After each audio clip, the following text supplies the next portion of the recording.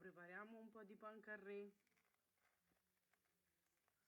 croccante, filante, che dite?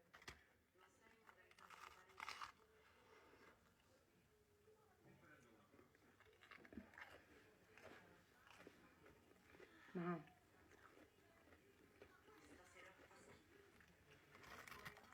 e che cos'è? Andiamo.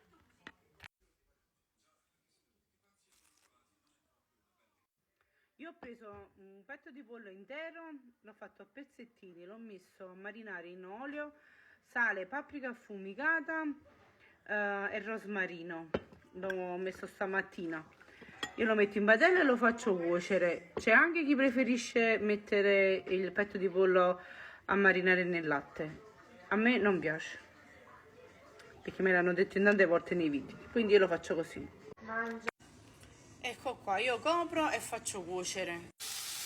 Metà di pollo l'ho tolto perché non a tutti piace il mais, quindi metà l'ho tolto. Aggiungo il mais, anche un poco di sale e un po' di panna da cucina, però faccio cuocere un po' il mais prima. Eccolo pronto, questo lo lasciamo raffreddare. Ho messo uova, pepe, sale e formaggio. Questa volta mi sono ricordata, ragazzi. Le panature saranno due perché chi piace solo il pan grattato e il panco, poi lo chiamo poncio, però non lo so perché. Io vado molto a simpatia con i no. Ecco qua, prendiamo il pan carré. Prendiamo il pan carré, facciamo un po' sottile, prendiamo il pollo, faccio prima questi qua, ci metto il pollo, un po' di mozzarella, questa qua già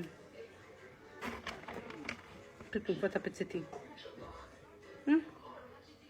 Chiudiamo. Oggi c'è mia nipote, la figlia di mio fratello. Questi qua con il mais facciamo la stessa cosa, ci metto un po' di mozzarella,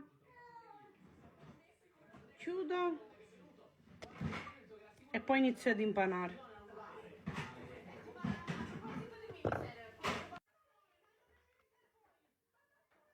Lo passiamo un po' nella farina, poi nell'uovo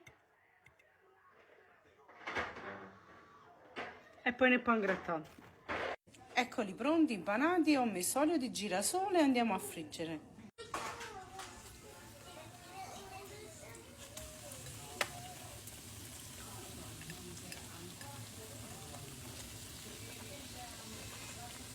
Ecco qua, così è pronto.